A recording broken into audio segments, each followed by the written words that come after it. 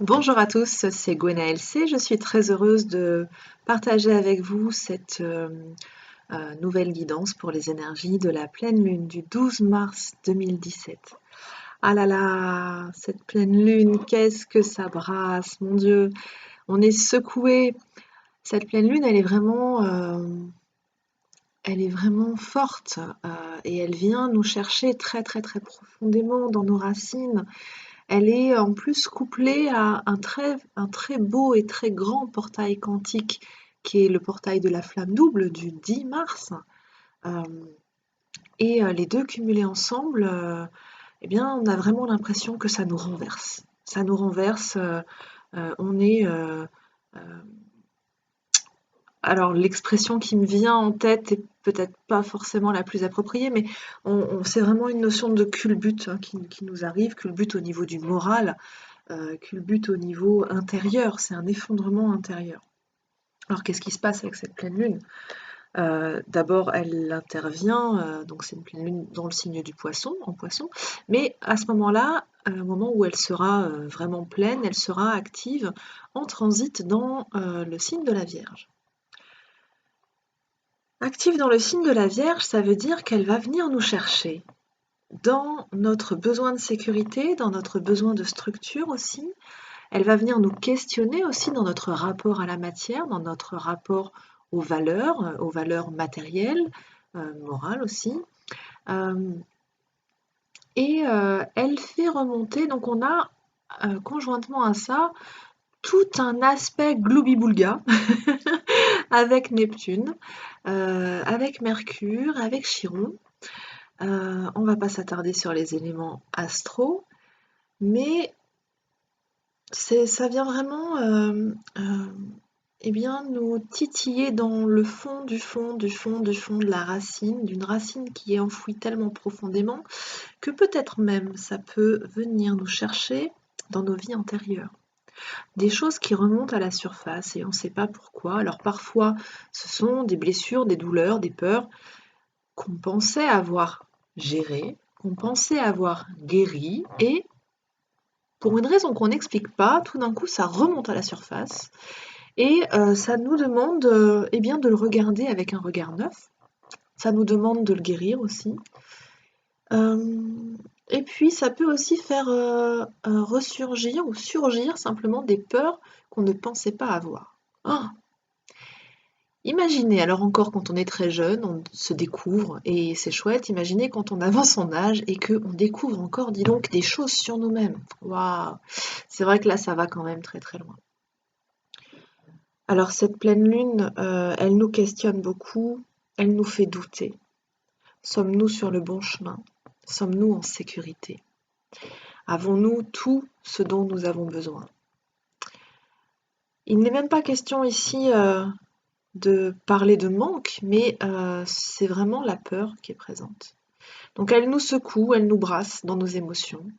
Et le travail qu'on est appelé à faire durant cette pleine lune, c'est de rester centré. Rester centré, concentré même, focus à l'intérieur de soi. On retourne à sa base, on retourne à son soleil central pour rayonner. Et on reste connecté le plus possible à la confiance. La confiance dans nos guides, oui, mais pas que. La confiance en soi, la confiance en la vie, simplement se dire que ce qui se présente là est juste présent pour être traversé, transcendé, soigné, guéri, traité, etc. Mais en tout cas, ce qui est certain, c'est que si ça se présente là, ça veut dire que vous avez toutes les ressources nécessaires pour le traverser. Ça veut dire que vous avez toute la force en vous pour le transcender, pour le dépasser. Alors ça, c'est la première chose. Et j'adresse un message particulier aux flammes jumelles qui me consultent notamment. Euh, c'est vrai que là, avec ce portail du 10 mars, on a une inversion de polarité. Le chaser devient runner, le runner devient chaser. On se sent, alors, on peut se sentir complètement ébranlé simplement parce qu'on n'a plus ses repères. on se met à fonctionner différemment, à vivre différemment, à respirer différemment. Ce en quoi on avait confiance soudain s'écroule. Donc ok, on reste calme, s'il vous plaît, on reste calme, on essaye juste de prendre des notes, on regarde ce qui se passe, ça nous permet de comprendre l'autre et ne vous inquiétez pas, à compter de la semaine prochaine, ça va rentrer dans l'ordre. Voilà, ceci étant dit, on va passer au reste du monde, qui est quand même une grande majorité sur cette planète.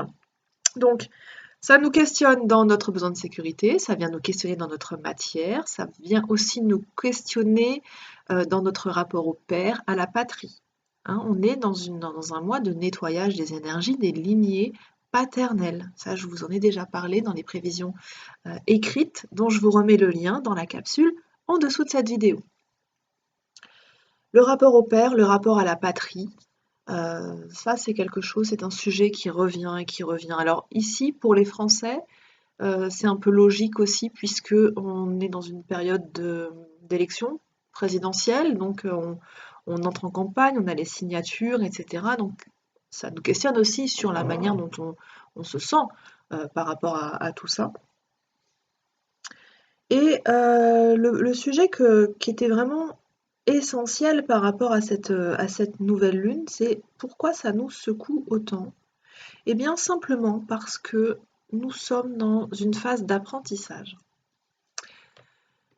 Jusque-là, on a surtout parlé des guérisons, de tout ce qui remontait pour être guéri, dépassé, transmuté, soigné.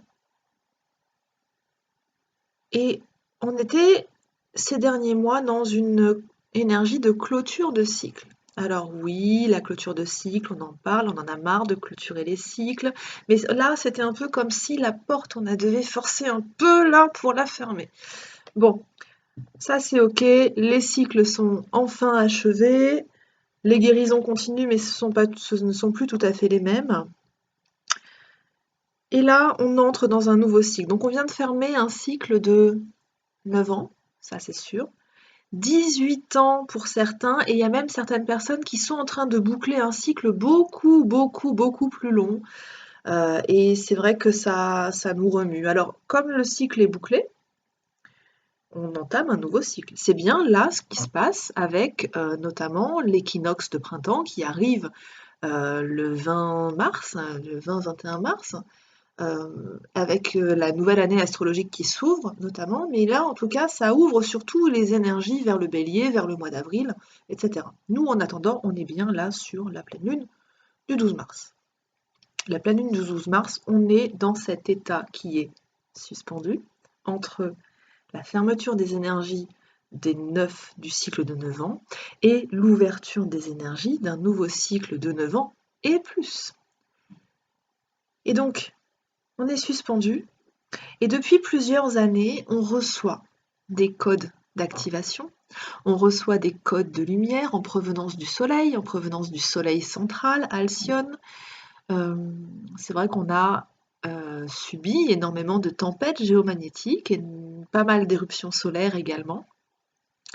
Et on est secoué dans tous les sens. Et là, c'est la période où toutes ces activations, ces codages de lumière, eh bien, rentrent vraiment dans nos cellules. Donc là, elles sont dans notre ADN. Et maintenant, c'est OK. Qu'est-ce que j'en fais? J'ai donc à ma disposition, dans ma boîte à outils, ah, il y a ça, il y a ça, il y a ça, il y a ça. C'est quoi ce truc? Je ne sais pas comment on s'en sert. On est dans cette période-là. Pour les gens qui aiment bien jouer aux jeux vidéo, moi j'ai longtemps joué à des jeux de rôle. C'est mon côté rêveur, des jeux de rôle en ligne. Et on a toujours, quand on commence un nouveau jeu, cet aspect découverte. Je crée mon personnage, je lui choisis sa classe, son rôle, sa mission, etc. Et puis j'arrive sur un nouveau territoire, c'est le niveau 1. Dans WoW, quand vous choisissez un elfe, il arrive dans un endroit qui est verdoyant avec des moutons, etc. C'est magnifique. Et puis, eh bien, votre petit guerrier ou votre petit magicien, il a une baguette, un bout de foin, une plume, enfin des petits objets qui servent, on ne sait pas trop à quoi ça sert.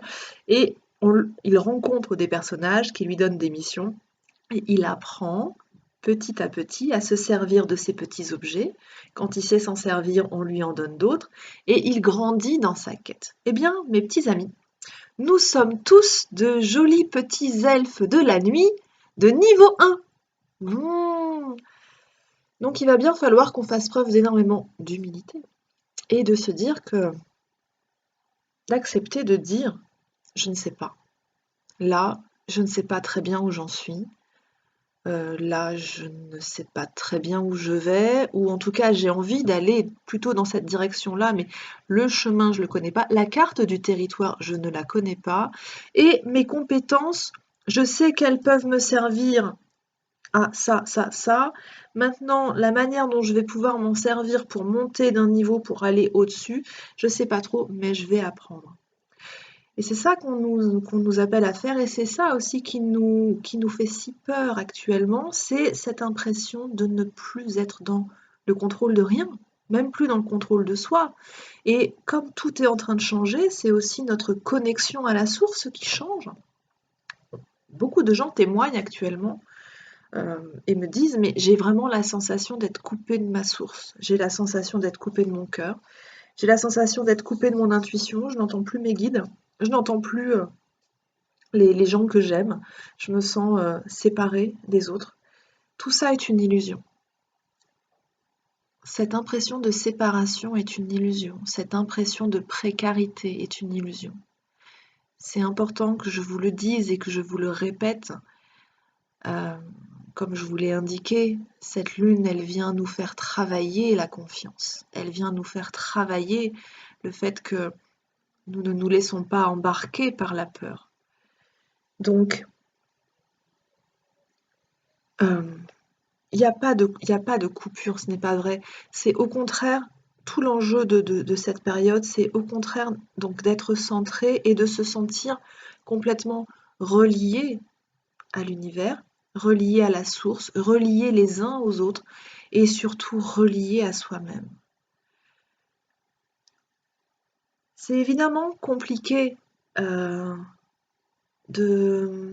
repercevoir ça quand on est dans une hyper-agitation, quand on est sans cesse confronté aux autres et aux sollicitations. Là où on a une chance incroyable quand même, les choses sont bien faites, c'est que cette pleine lune, elle arrive, elle se passe un dimanche. Dimanche, grasse mat, dimanche, cocooning, dimanche, le pot de Häagen-Dazs devant votre série préférée sous le plaid avec le filet de bave au bord des lèvres. Quoi de mieux quand même pour se recentrer, pour retrouver son chaud doudou intérieur. Ok, c'est ça qu'on va faire dimanche. On reste centré, concentré, comme un super berlingot de lessive qui lave plus blanc que blanc. C'est mon truc en ce moment, la lessive. Je devrais peut-être aller la faire d'ailleurs, la mienne. Alors, ça c'est vraiment ce qui se passe aujourd'hui. Donc attention, laissez-vous aller avec la pleine lune. Laissez-vous porter par les énergies, un petit peu comme si vous aviez cette fameuse planche de surf et que vous alliez pouvoir rider les vagues. C'est super, mais ne vous laissez pas emporter par l'énergie. On soigne bien ses racines, on soigne bien son centrage, on soigne bien son ancrage, l'ancrage. L'ancrage. L'ancrage, c'est votre ici et maintenant. C'est tout ce que vous allez pouvoir trouver dans votre ici et maintenant, dans la gratitude, dans ces moments de joie.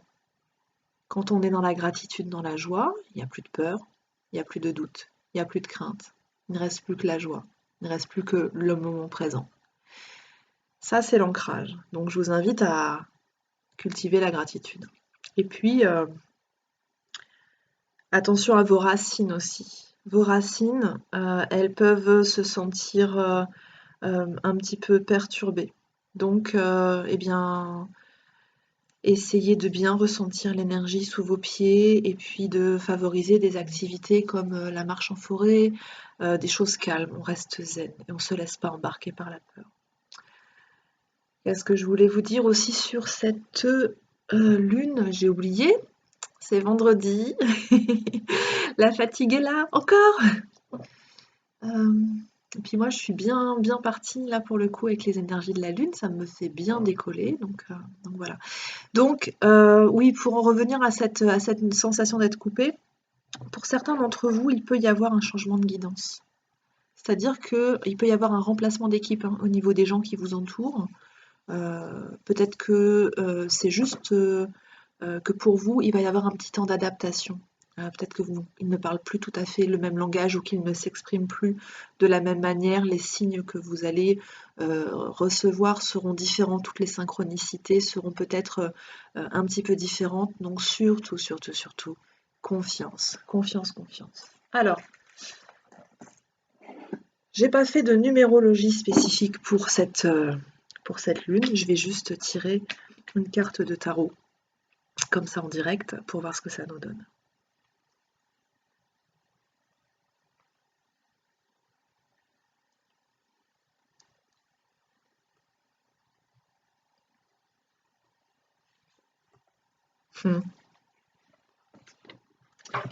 Oups. Alors, je vous l'avais dit dans l'article, le mois de mars, c'est le mois de l'amour, cette année en tout cas. Comment je fais pour vous la montrer? Je suis un petit peu malhabile avec ma caméra. Donc c'est le mois de l'amour, donc ici on a la carte de l'amoureux. La carte de l'amoureux avec cet ange qui dirige sa flèche. Quand je vous disais posez vos directions, c'est comme si vous étiez cet ange qui dirige sa flèche. Il vise, visez juste, visez juste. Et puis, donc cette carte nous parle de l'amour. Qui est l'amoureux dans la carte? Est-ce l'ange? Est-ce l'homme au milieu? Est-ce que c'est le rayon autour? En tout cas, l'amour est bien présent. Cette carte, elle vient nous parler aussi de la notion de choix. Qui allons-nous choisir? Est-ce que nous allons nous choisir, nous? Oui, on va se choisir. Et il y a probablement des choix et des décisions à prendre au cours de ces prochains jours. C'est ça qu'elle vient chercher chez nous. Le message principal vraiment de cette carte dans ce contexte de pleine lune, eh bien, choisissez-vous, préférez-vous et surtout suivez votre cœur, centrez-vous sur votre cœur. Il y a quelque chose d'hyper important, c'est notamment, j'ai pas mal médité justement sur le cœur cette semaine, de pouvoir faire rayonner son cœur dans une lumière dorée. Hein, imaginez que votre cœur à l'intérieur, on peut le voir en transparence et c'est un cœur doré et qui rayonne, qui rayonne, qui rayonne dans une belle et qui vous baigne entièrement dans une belle lumière d'or. Et ça permet vraiment de prendre des décisions de manière joyeuse, de prendre les meilleures décisions pour soi-même. Voilà, c'était le petit message pour cette pleine lune. J'espère avoir été claire. Si vous avez des questions, n'hésitez pas à les poser. Je ne suis pas très rapide pour répondre, mais je réponds quand je peux. En tout cas, je vous souhaite le meilleur pour ce week-end. On se reparle très très bientôt pour l'équinoxe de printemps. À l'occasion de l'équinoxe de printemps, j'essaierai de vous préparer une vidéo avec des rituels à effectuer. Sachez que là, avec ce nouveau cycle qui arrive, il est juste essentiel euh, de prendre des directions, de, de, de pouvoir se fixer les grandes lignes de ce qu'on souhaite vraiment, sans forcément s'occuper des détails. Laissons l'univers se charger des détails. Mais là, on est dans... Alors, au mois de mars, le symbole principal, c'est l'œuf, évidemment. Et on va pouvoir semer nos intentions dans l'œuf. Donc, n'hésitez pas à vous construire, ou à acheter, ou à acquérir, ou à isoler une petite boîte. Une petite boîte dans laquelle vous allez pouvoir déposer toutes vos intentions au cours de l'année. Et puis on fera ça ensemble. Je vous prépare la vidéo. Il faudra vous équiper d'une boîte, d'une bougie, d'un papier, d'un crayon et potentiellement également, si vous le pouvez, soit des petites plumes, soit des petites fleurs des bois, des choses qui évoquent vraiment la saison là. Voilà. À tous une très très belle pleine lune. Aimez-vous, aimez-vous, aimez-vous. Prenez soin de vous. Voilà. À bientôt.